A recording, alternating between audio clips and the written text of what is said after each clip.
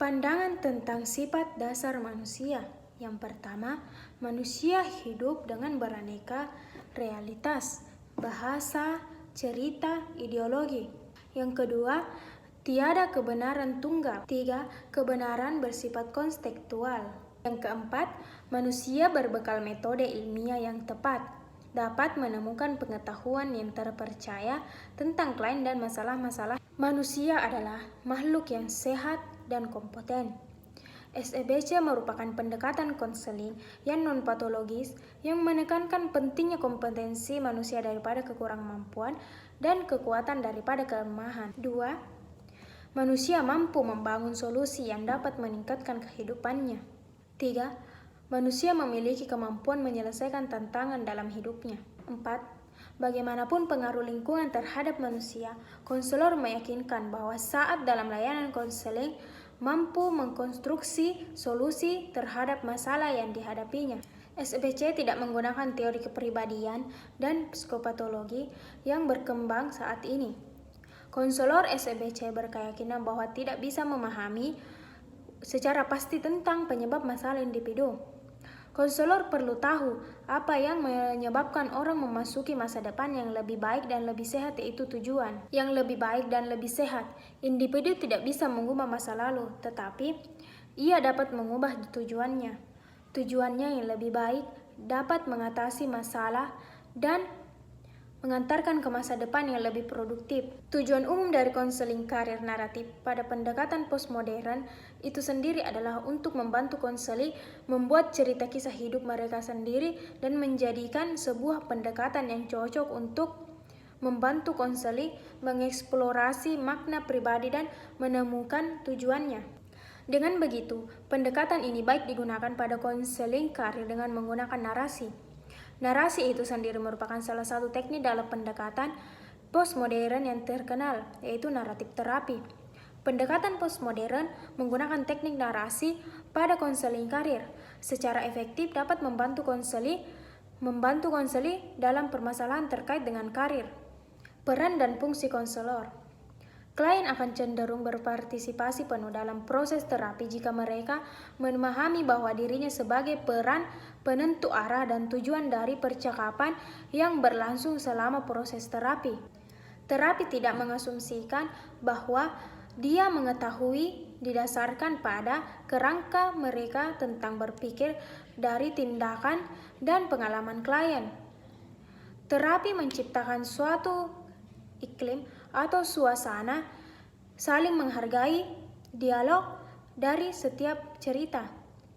Tugas utama terapi terdiri dari membantu klien membayangkan bagaimana atau seperti apa mereka ingin sesuatunya menjadi berbeda dan apa yang perlu mereka lakukan untuk membuat perubahan tersebut. Hubungan konseli dan konselor.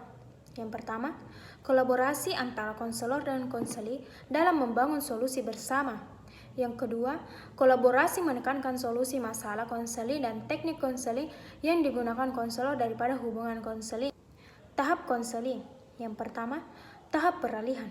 Menurut Praitno, tahap ini menjelaskan hal-hal yang telah dibahas dan ditetapkan pada tahap sebelumnya, yaitu setelah perkenalan diri anggota kelompok, pengetahuan akan tujuan pelaksanaan konseling, aturan yang telah disepakati, dan peran konselor sebagai pemimpin kelompok.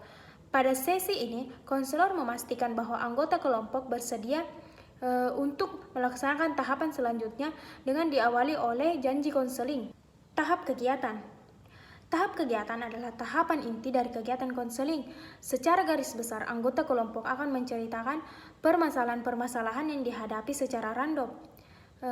Ketergantungan kesiapan masing-masing anggota untuk mengawalinya. Permasalahan dijelaskan secara mendalam oleh masing-masing anggota kelompok dengan kesepakatan aturan waktu oleh seluruh peserta. Teknik konseling. Yang pertama, pertanyaan pengecualian. Terapi SFBC menanyakan pertanyaan-pertanyaan exception untuk mengarah konseling pada waktu ketika masalah tersebut tidak ada. Exception merupakan pengalaman-pengalaman masa lalu dalam hidup konseling ketika pantas mempunyai beberapa harapan masalah tersebut terjadi, tetapi bagaimanapun juga tetap tidak terjadi. Yang kedua, pertanyaan keajaiban. Meminta konseli untuk mempertimbangkan bahwa suatu keajaiban membuka suatu tempat untuk kemungkinan di masa depan. Konseling didorong untuk membiarkan dirinya sendiri bermimpi tentang suatu cara atau jalan untuk mengidentifikasi jenis-jenis perubahan yang paling mereka inginkan. Pertanyaan ini memiliki fokus masa depan, di mana konseling dapat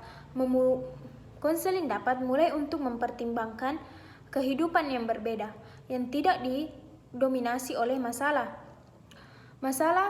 lalu dan sekarang, ke arah pemuasan hidup yang lebih di masa mendatang.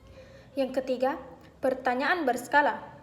Scaling question memungkinkan konseli untuk lebih memperhatikan apa yang mereka telah lakukan dan bagaimana mereka dapat mengambil langkah yang akan mengarahkan pada perubahan-perubahan yang mereka inginkan. Yang keempat, perumusan tugas sesi pertama.